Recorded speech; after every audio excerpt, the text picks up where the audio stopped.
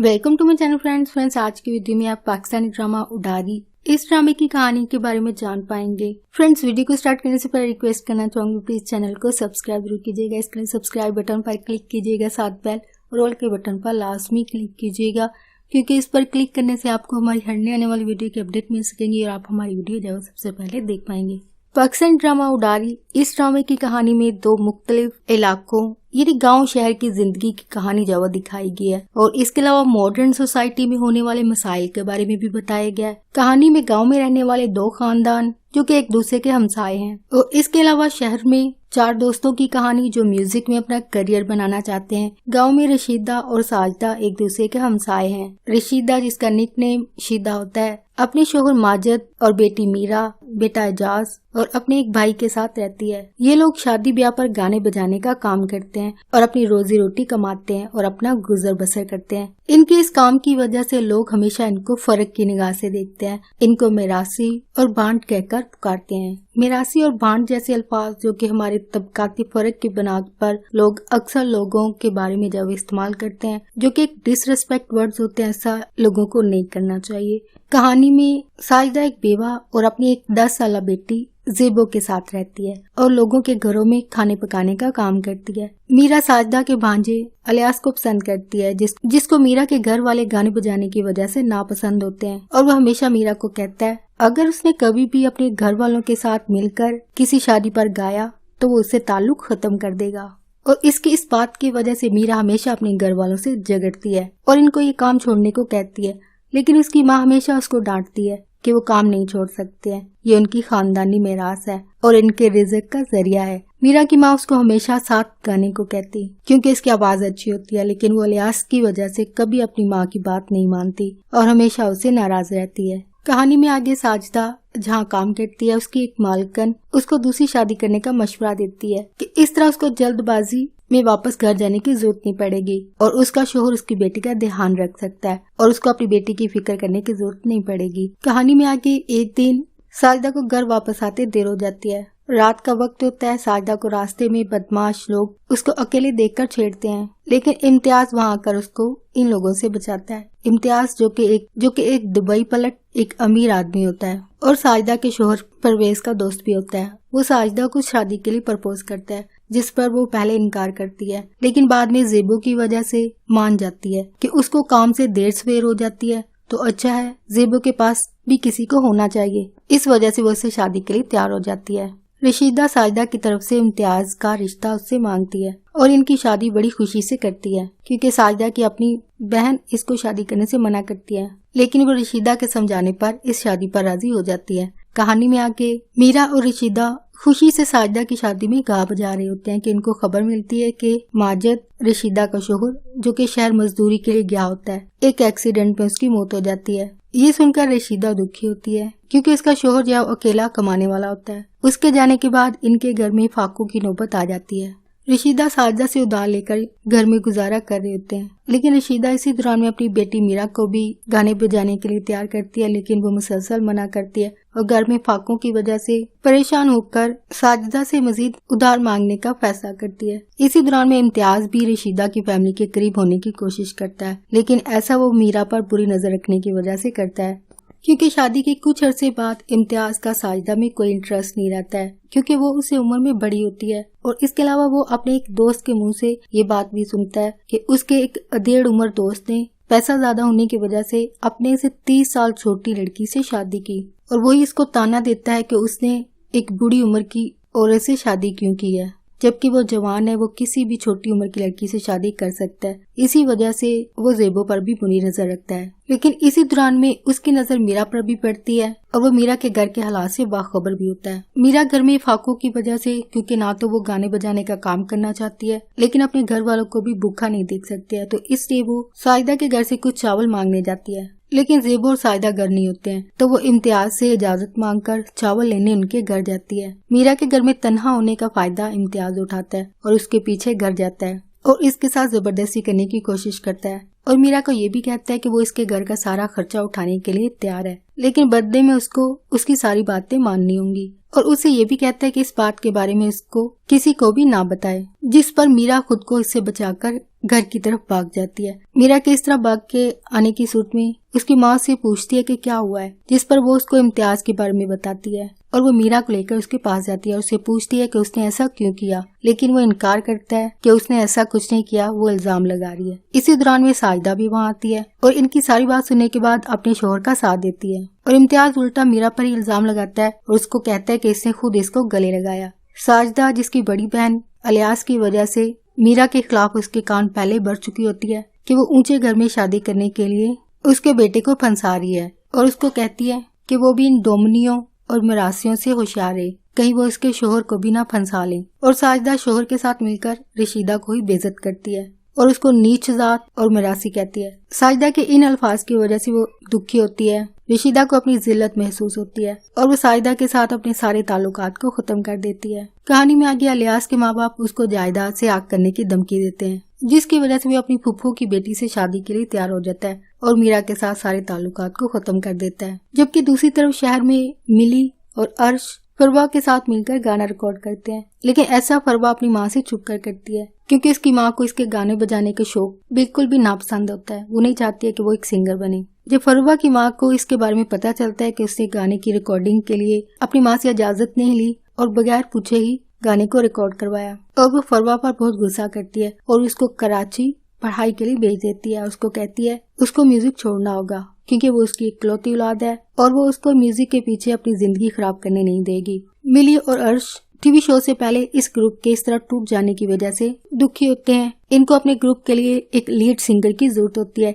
इसी दौरान में मिली की माँ मुनीरा, जो कि एक सोशल वर्कर होती हैं और एक एनजीओ को भी चलाती है। मिली की माँ की एक दोस्त जो कि गांव में रहती है, वो मनीरा और उसकी फैमिली को अपनी बेटी की शादी पर दावत देती है और मनीरा अपने बच्चों को गांव की शादी अटेंड करने की दावत देती है, जहां मिली अपनी माँ के साथ शादी पर जाने के लिए तैयार हो जाती है। शादी पर जाने के बाद मिली मीरा को गाना गाते हुए सुनती है और उसकी वीडियो भी रिकॉर्ड करती है। मीरा, जो कि किसी भी बात से बेखबर, आंसुओं के साथ शादी की तरकीबें गाना गा रही होती है, जो कि वो अलियास के गम में दुखी होकर गा रही होती है। मिली मीरा और रशीदा से मिलती है और उनके घर का एड्रेस लेती है और उसको टीवी के लिए गाने की पेशकश करती है। रशीदा मिली की इस पेशकश को कबूल कर लेती है और पूरे खानदान के साथ शहर चली जाती है, लेकिन जाने से पहले वो साजिदा का कर्ज वापस करती है और उसके लिए वो एजाज को पैसे देकर साजिदा के घर भेजती है। और मीरा भी एक खत ज़ेबो के लिए भेजती है जिसमें उसने अपने घर का पता लिखा होता है और अपने भाई से कहती है कि वो इसको दे दे।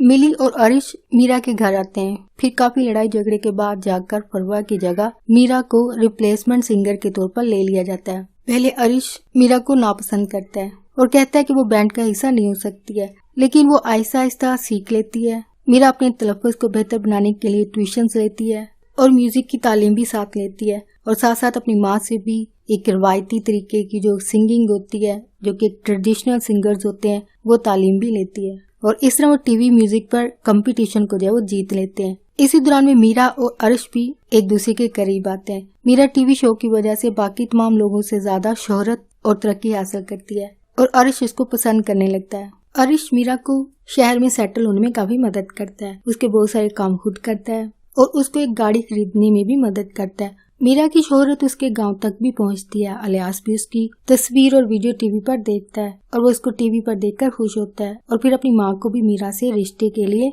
राजी कर लेता है, क्योंकि वो उसको बताता है कि वो अब पहले वाली मीरा नहीं रही है बल्कि अमीर हो गई है और शहर में एक बंगले में रहती है। और वो मीरा को एक दिन शहर में भी मिलता है और उसको अर्श भी यहाँ पे पहली बार देखता है और वो इसको कोई फैन समझता है, पर मीरा उसको कहती है कि वो उसको जानती है और उससे बात भी करती है। पर मीरा अलियास की शादी के लिए इनकार कर देती है क्योंकि वो उसको दोबारा से शादी का प्रपोजल पेश करता है, लेकिन वो इनकार कर देती है और उसको कहती है कि वो वहाँ शादी कर ले जहाँ उसकी माँ चाहती है। इसी दौरान में अरिश को भी अलियास के बारे में पता चलता है और वो जेलसी महसूस करता है और मीरा से उसके बारे में पूछता भी है, पर वो उसके बारे में ज्यादा बात नहीं करती है। लेकिन अरिश के पूछने पर उसको बताती है कि वो उसको प्यार करती थी, वो उसका प्यार था, पर अब नहीं, क्योंकि उसमें और मीरा में तबकाती फर्क है जिसकी वजह से उसे कभी शादी ना हो सकी। इसके बाद अरिश मीरा को शादी के लिए प्रपोज करता है, जिस पर मीरा उसको भी यही कहती है कि इन दोनों में तबकाती फर्क है, इसलिए वो अपनी ज़ात और अमीर घराने की किसी लड़की से शादी कर ले। इनकी शादी मुमकिन नहीं है और ये फैसला उस वक्त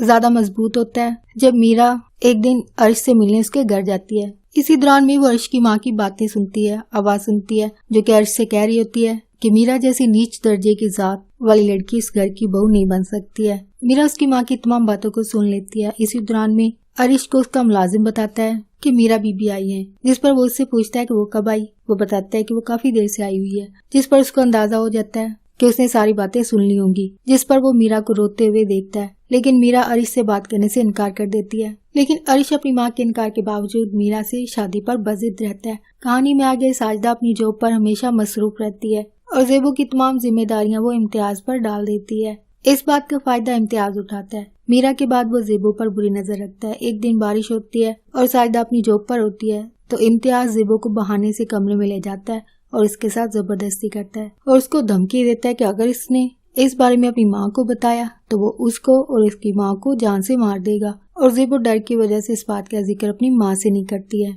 लेकिन एक दिन अचानक साजिदा काम से वापस आ जाती है और इम्तियाज ज़ेबो को कमरे में देखती है और वो ज़ेबो को डांट रहा होता है, जिसकी वजह से उसको इम्तियाज पर शक हो जाता है और उसका ये रवैया उसने पहली बार देखा होता है। और ज़ेबो को भी पहले की तरह इम्तियाज से बात नहीं करती है, बल्कि उससे डरती है। और अब वो मुसलसल बीमार रहने लगी थी और अपनी माँ को खुद से दूर नहीं होने देती है। इसी तरह एक दिन वो बीमारी की हालत में खौफजदा होकर अपनी माँ को अपने साथ हुए जुल्म के बारे में बता देती है कि कैसे इम्तियाज ने उसके साथ जबरदस्ती की और उसको धमकी दी कि वो उसकी माँ को मार देगा। ये सब जानने के बाद साजिदा को मीरा का वाकया याद आ जाता है और अब उसको मीरा की माँ की बातें सच लग रही थी जब उसकी अपनी बेटी पर इतना बड़ा जुल्म हुआ था। साजिदा की जॉब पर ना जाने की सूरत में इम्तियाज को पता चल जाता है कि ज़ेबो ने उसको सब कुछ बता दिया और वो साजिदा से लड़ता भी है और उसको पैसे देना बंद कर देता है और उसको बाहर जाने पर मजबूर करता है कि वो घर से बाहर जाए और वो ज़ेबो को अपनी हवस को पूरा करने के लिए इस्तेमाल कर सके। लेकिन वो जॉब पर जाने से इनकार कर देती है और उसको कहती है कि वो जानती है वो उसको जॉब पर क्यों भेजना चाहता है, ताकि वो ज़ेबो के साथ जबरदस्ती कर सके। जिसके बाद वो साजिदा को कहता है अच्छा हुआ इसको पता चल गया है और उसको कहता है कि वो अब उसके सामने ज़ेबो के साथ सब कुछ करेगा और वो कुछ नहीं कर सकेगी। और उसी दिन उसके सामने ज़ेबो को कमरे में ले जाता है उसको और साजिदा को दूसरे कमरे में बंद कर देता है और ज़ेबो के साथ जबरदस्ती करता है। और इसके बाद ज़ेबो साजिदा के पास आती है। वो साजिदा उसको देखते ही किचन से चाकू लेती है और इम्तियाज को मार देती है और ज़ेबो को लेकर शहर मीरा के पास चली जाती है। इसी दौरान में साजिदा के घर इम्तियाज का पुराना दोस्त जमशेद आता है और वो इस सारे वाक़ये का वाहिद गवाह होता है कि इम्तियाज ने साजिदा और उसकी बेटी के साथ ये सब किया है। और वो उसी रात जिस दिन ज़ेबो के साथ ये वाक़या होता है इम्तियाज के घर उससे अपने हिस्से की रकम लेने आता है। और जब ये सारा वाक़या हो जाता है साजिदा उसको मार कर चली जाती है। तब वो इम्तियाज की हर कीमती चीज को चुरा लेता है और जब अपने घर जाता है तो उसके घर में आग लग जाती है। इस आग में उसकी बीवी बेटी जलकर मर जाती हैं। जिसके बाद उसको एहसास होता है कि उसने उन मजलूम औरतों की मदद नहीं की, इसलिए अल्लाह ने उसको सजा दी, क्योंकि वहाँ वो खामोश तमाशाई बनकर उस बच्ची पर जुल्म होते देखता रहा। साजिदा जब मीरा के घर जाती है उसको सब कुछ बता देती है और वो लोग इनको माफ करके इनको अपने घर में पनाह देते हैं। और मीरा साजिदा और ज़ेबो का सारा लुक, उनकी सारी शिनाख्त और उनके नाम को चेंज कर देती है ताकि लोग इनको पहचान न सके। साजिदा खुददार होने की वजह से खुद को इन पर बोझ नहीं बनने देना चाहती है। इसके लिए मीरा इनको कर्ज दिलवाती है ताकि वो अपना कारोबार शुरू कर सके। और साजिदा क्योंकि एक अच्छी कुक होती है इसलिए वो घर के करीब की बेकरी में केक और समोसे बनाकर बेचती है। कहानी में आगे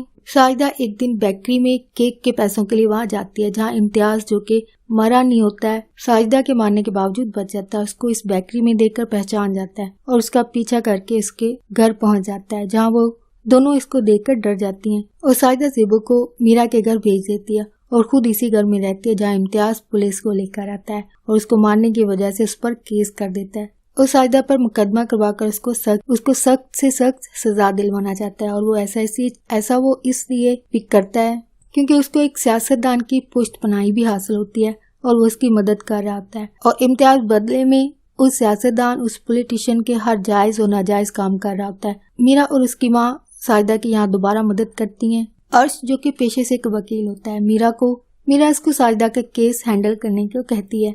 अर्श मीरा से कहता है उसको सारी कहानी बताए कि इम्तियाज का साजिदा के साथ कैसा ताल्लुक था, लेकिन साजिदा ने मीरा को ज़ेबो की कहानी इसको ना बताने को कहा था। जिसकी वजह से मीरा अरिश को पूरी कहानी भी नहीं बताती है, बस इतना बताती है कि इम्तियाज साजिदा को मारता था, इसलिए साजिदा ने उसको मारा था। लेकिन जब अरिश साजिदा को सजा होने से नहीं बचा पाता तो वो मीरा से कहता है कि वो साजिदा को नहीं बचा पाएगा अगर वो उसको पूरी कहानी नहीं बताएगी। इसलिए मीरा उसको इम्तियाज के बुरे किरदार के बारे में भी बताती है, उसको ये भी बताती है कि कैसे इम्तियाज ने उसके साथ भी जबरदस्ती की कोशिश की थी लेकिन वो कामयाब नहीं हो सका था, और उसने ज़ेबो के साथ भी जबरदस्ती की थी जिसकी वजह से साजिदा ने उसको मारा था। लेकिन अरिश इन बातों को भी साबित नहीं कर पाता है और वो ये केस हारने वाला ही होता है कि इम्तियाज का पुराना दोस्त जमशेद अचानक एक दिन अरिश के ऑफिस में आता है और उसको सारी कहानी भी बताता है कि उसको कैसे इस केस के बारे में पता चला। वो उसको बताता है कि अखबार के जरिए उसको इस सारे केस की कार्रवाई का अखबार के जरिए पता चला, और जब उसने ये बात अखबार में पढ़ी कि इम्तियाज ज़ेबो केस में ठोस सबूत न होने की वजह से रहा होने वाला है, तो उसकी ज़मीन ने ये गवारा नहीं किया कि वो इतना बड़ा जुल्म करके बच कैसे सकता है। और वो अरिश को बताता है कि उस रात क्या हुआ था और कैसे ये सब कुछ हुआ, कैसे सारा वाकया हुआ, वो उसको सब कुछ बताता है। और वो अरिश को इम्तियाज की उस रात उतारी गई हर चीज, घड़ी और चेन दिखाता है, और जिस कपड़े में इन चीजों को ढाला था वो कपड़ा ज़ेबो की कमीज का एक हिस्सा होता है जिस पर इम्तियाज का खून मौजूद होता है, और ये चीजें उसके गुनाहगार साबित होने का सबूत थी। अरिश जमशेद की गवाही पर इम्तियाज को मुजरिम साबित करने में कामयाब हो जाता है, जिससे वो पकड़ा जाता है और उसको सजा होती है। लेकिन इससे पहले वो मीरा और मिली की मां मुनीरा को एक मुहिम चलाने के लिए कहता है कि वो मीडिया के जरिए इम्तियाज की पुष्टपनाही करने वाले सियासतदान को पीछे हटने पर मजबूर कर दे, क्योंकि उस सियासतदान की वजह से ही इम्तियाज केस जीत रहा होता है। और ऐसा ही होता है क्योंकि जब एनजीओ की मुहिम की वजह से मीडिया पर इम्तियाज के हवाले से न्यूज चलती हैं और इसका पता इस सियासतदान को भी लगता है और उसको लगता है कि इम्तियाज की वजह से उसका सियासी करियर जो दांव पर लग सकता है, तो वो इससे ताल्लुकात खत्म कर देता है, जिसकी वजह से पुलिस भी इम्तियाज का साथ देने से इनकार कर देती है और उस पर जुर्म साबित हो जाता है और उसको उम्र कैद की सजा हो जाती है और साजिदा को रहाई मिल जाती है। अरिश और मीरा की मंगनी हो जाती है। मिली और हारिस बैरून मुल्क चले जाते हैं और मिली वहाँ एक म्यूजिक कंपनी के मालिक से शादी कर लेती है और वहीं रहती है। अरिश और मीरा दोनों ज़ेबो और सारे मुल्क की औरतों के लिए एक गाना लिखते हैं। साजिदा की रिहाई के बाद इस गाने को भी रिलीज करते हैं, जहां ये कहानी जो इख्तिताम पजीर हो जाती है। इस ड्रामे की कहानी का एंड सीन होता है। नेक्स्ट फ्रेंड, इस ड्रामे की कहानी में क्या मोरल वैल्यूज को जो है वो शेयर किया गया, साइकोलॉजिकल फैक्ट कौन से शेयर किए गए हैं, ये कौन से इंसानी रवैये जो है वो अल्फाज के जरिए जो वो बयान किए गए हैं, वो साइकोलॉजिकल फैक्ट ये हैं और कोटेशंस ये हैं, और इसके अलावा इस कहानी से क्या सबक सीखा जा सकता है वो भी आपके साथ यहाँ पे शेयर किया जाएगा। फर्स्ट फैक्ट जो इसमें शेयर किया गया है, इंसान मारने वाले का हाथ तो पकड़ सकता है लेकिन बोलने वाले की जुबान नहीं पकड़ सकता, जो कि फैक्ट है, रियलिटी है, बिटर रियलिटी है। नेक्स्ट जो फैक्ट इसमें शेयर किया गया है, मेहनत का कोई भी काम छोटा या बड़ा नहीं होता है और मेहनत का कोई भी काम करने में शर्म महसूस नहीं करना चाहिए। नेक्स्ट जो फैक्ट इसमें शेयर किया गया है, अपर क्लास और अमीर लोगों के बच्चे रुपए की बुनियाद पर अच्छे स्कूल कॉलेजेस में एडमिशन लेते हैं, पैसे की बुनियाद पर आगे बढ़ते हैं, आगे भी बढ़ जाते हैं, लेकिन मिडिल क्लास के बच्चे आगे सिर्फ अपनी मेहनत और काबिलियत के बलबूते पर ही बढ़ सकते हैं।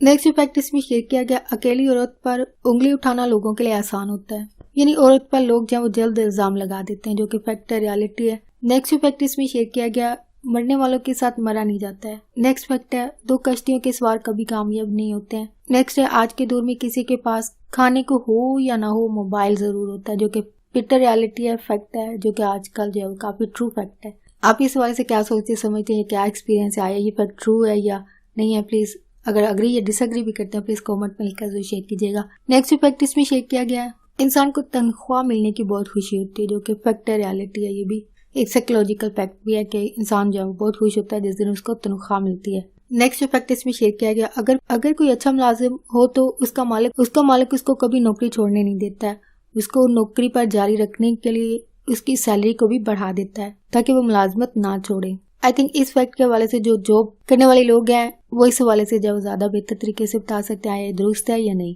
आप प्लीज अगर आप जॉब के हवाले से इस फैक्ट को जो कि ट्रू है आप अग्री या डिसएग्री भी करते हो प्लीज कमेंट में लिखकर शेयर कीजिएगा। नेक्स्ट जो फैक्ट है, कुछ वालिदैन अपने बच्चों पर बहुत पाबंदियां लगाते हैं, रिस्ट्रिक्शन जो लगाते हैं और सख्ती करते हैं। नेक्स्ट जो फैक्ट इसमें शेयर किया गया, लेकिन कुछ वालिदैन ऐसे भी होते हैं जो कि अपने बच्चों को जो है वो मुकम्मल तौर पर आज़ादी देते हैं और इनको अच्छे बुरे की तमीज भी सिखाते हैं ताकि वो खुद अपने लिए करियर का और अपनी जिंदगी का अच्छा या बुरा फैसला जो वो खुद कर सकें, यानी उनको खुद मुख्तार बनाते हैं, सेल्फ कॉन्फिडेंट और सेल्फ सफिशिएंट जो वो बनाते हैं।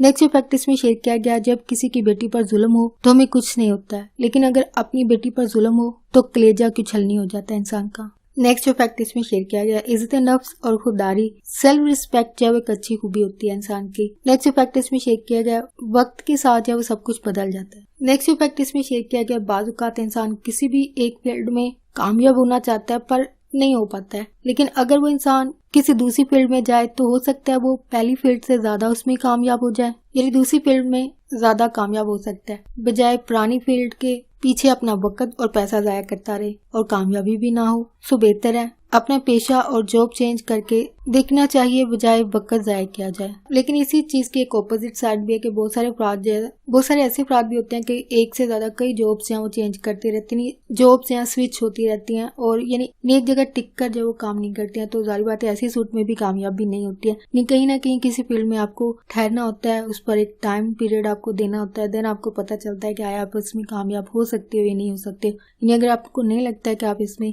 कामयाब नहीं हो पाएंगे तो जाहिर बात है वहाँ पे आपको यू टर्न लेना चाहिए, नहीं चेंज कर लेनी चाहिए आपको। लेकिन बार बार चेंज करने से जाहिर बात एक्सपीरियंस भी नहीं होता है, सेकेंडली आप कामयाब भी नहीं हो पाते, तो एक जगह आपको टिक कर काम करने की कहीं ना कहीं फिर भी जरूरत होती है। नेक्स्ट प्रैक्टिस में शेयर किया गया कि अगर कोई अपर क्लास के लड़के या लड़कियां जब वो म्यूजिक की फील्ड को अडॉप्ट करते हैं तो वो टैलेंटेड कहलाते हैं, और अगर म्यूजिक और गाने बजाने का कोई काम जो है वो कोई गरीब इंसान करे तो वो थर्ड क्लास और बांड कहलाते हैं। यानी ये तबकाती फर्क क्यों है, यानी वो भी तो टैलेंटेड होते हैं चाहे वो गरीब इंसान है। नेक्स्ट प्रैक्टिस में शेयर किया गया, जो औरतें बाहर काम करती हैं ऐसी औरतें अपने शोहर के काबू में नहीं रहती हैं और ना अपने घर और ना ही अपने बच्चों पर तवज्जो देती हैं। ऐसा दूसरे लोग इन खवातीन के बारे में सोचते हैं जो कि बाहर जॉब के लिए जाती हैं। ये एक ऐसा फैक्ट है, यानी यहाँ पे 50-50 चांसेस है, यानी मैं इसके हवाले से अग्री भी करना चाहूंगी, डिसअग्री भी करना चाहूंगी। अग्री इस सूट में कि मैंने बहुत सारी खवातीन को देखा है कि वो जॉब के साथ साथ अपने घर की तमाम जिम्मेदारियां, इनफैक्ट मैरिड हैं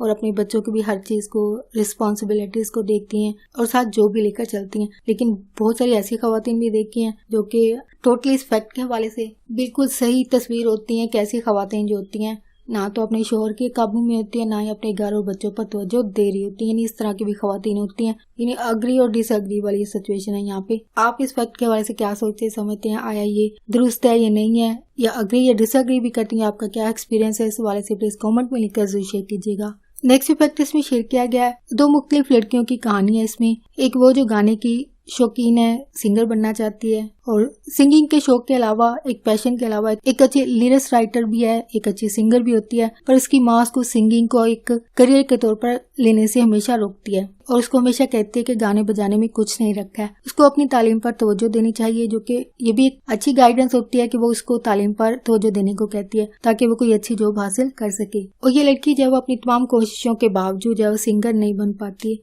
यानी वो मजबूर होती है अपनी वालिदैन के फैसले के आगे, जब वो मजबूर होती है और उनके कहने के मुताबिक अपनी तालीम को जारी रखती है, ना कि सिंगिंग को। जबकि इसी कहानी में दूसरी लड़की जो कि एक अच्छी सिंगर है पर लोगों और माशरे के तबकाती फर्क की बिना पर की वजह से हमेशा लोगों के मुंह से खुद के लिए और उसके खानदान के लिए मिरासी और बांड के अल्फाज सुनने की वजह से कभी गाना नहीं चाहती है, लेकिन जिंदगी के हालात उसको एक लोकल सिंगर से एक टीवी सिंगर बना देते हैं, जो कि आई थिंक यहाँ पे किस्मत का खेल कहा जाता है इसको, या वक्त का एक ऐसा धारा जो कि इंसान को हालात की वजह से ऐसे मुकाम पर भी ले जाता है जहाँ वो नहीं जाना चाहते, लेकिन इंसान वहाँ पे चला जाता है। और इस बात का जिक्र खुद मीरा भी अपने अल्फाज से करती है कि वो तो कभी सिंगर बनना ही नहीं चाहती थी, और उस लड़के को जिससे वो प्यार करती है उसको कहती है कि तुम ही इस चीज की वजह बने हो कि मुझे इन हालात की तरफ उसने ही धकेला था। नेक्स्ट प्रैक्टिस में शेयर किया गया, कभी कभी खून के और सगे रिश्तों से बढ़कर जब वो पराये और बेगाने लोग जब वो अपने बन जाते हैं, जैसे कि कहानी में साजिदा की बहन अमीर होने के बावजूद अपनी गरीब और बेवा बहन की कभी मदद नहीं करती है, अगर करती है तो वो भी दिखावे की करती है। जबकि मीरा की माँ साजिदा को सगी बहन से भी ज्यादा चाहती है, उसके हर सुख दुख की साथी होती है। नेक्स्ट प्रैक्टिस में शेयर किया गया, तबकाती फर्क की वजह से दूसरे इंसानों के साथ हमेशा फर्क किया जाता है, जो कि बिटर रियलिटी है। हमें आसपास ये चीजें हमेशा नजर आती हैं और इन लोगों को जब वो तरह तरह के अलकाबाज से भी नवाजा जाता है, जैसे कि इस कहानी में गाना बजाने वालों के साथ एक तबकाती सलूक किया जाता है, इनको नीच जात समझा जाता है, इनके साथ कोई रिश्ता नहीं बनाया जाता है। जैसे कि मीरा के साथ तबकाती फर्क की वजह से पहले लियास की माँ नफरत करती है, उसको बहू नहीं बनाना चाहती है, इसी तरह अरिश की माँ भी वैसे ही करती है, लेकिन बेटे की पसंद के आगे हार मान जाती है। और अर्श को भी कहती है कि मीरा जितनी मर्जी मशहूर हो जाए, पैसा हो उसके पास, पर रहेगी वो नीच जात की ही। और अर्श की माँ की ये सारे अल्फाज मीरा भी सुन लेती है और अर्श से जो वो दूर रहने की कोशिश करती है और हमेशा उसे शादी से इनकार कर देती है। नेक्स्ट जो फैक्ट इसमें शेयर किया गया, इंसान की जिंदगी में जो वाकयात होते हैं वो इनकी आने वाली जिंदगी का रुख तय करते हैं, इन्हीं के लिए डायरेक्शन बनाते हैं। मीरा जो कि घर में रहने वाली एक लड़की की जिंदगी चाहती है, लेकिन जब इलियास उससे शादी से इनकार कर देता है तो वो सिंगिंग को अपना करियर बना लेती है। जिस जिंदगी के बारे में कभी इसने सोचा नहीं होता, उसको वही जिंदगी अपनाना पड़ती है। लेकिन जब वो मशहूर हो जाती है, उसके पास पैसे आ जाते हैं, तब वही इलियास उसकी जिंदगी में वापस आने की कोशिश करता है। लेकिन मीरा उसको अपनी जिंदगी में शामिल नहीं करना चाहती है और उसको कहती है कि वो अपनी माँ की मर्जी से शादी कर ले, और उसको ये भी कहती है कि वो कभी ऐसी जिंदगी नहीं चाहती थी, बल्कि वही एक इंसान है जो उसको इस जिंदगी की तरफ लेके आया। वो तो कभी ऐसी जिंदगी चाहती नहीं थी। होप फ्रेंड्स, आज की वीडियो आपको अच्छी लगी हो, प्लीज मेरी वीडियो को लाइक और शेयर लाजमी कीजिएगा। अगर कोई बात सीखने को मिली है, कोई बात आपको अच्छी लगी है, प्लीज मेरी वीडियो को लाइक और शेयर लाजमी कीजिएगा। अगर आप किसी ड्रामे की स्टोरी या किसी फिल्म की स्टोरी को रेकमेंड करना चाहते हैं कि आपके लिए मैं नेक्स्ट फिल्म या ड्रामे की स्टोरी आपके लिए शेयर करूं, तो प्लीज कमेंट में लिखकर जरूर शेयर कीजिएगा। आपके साथ जो फैक्ट शेयर किए गए इनके हवाले से आपकी जो भी राय हो, प्लीज कमेंट में लिखकर जरूर शेयर कीजिएगा। आपका वीडियो देखने के लिए बहुत शुक्रिया।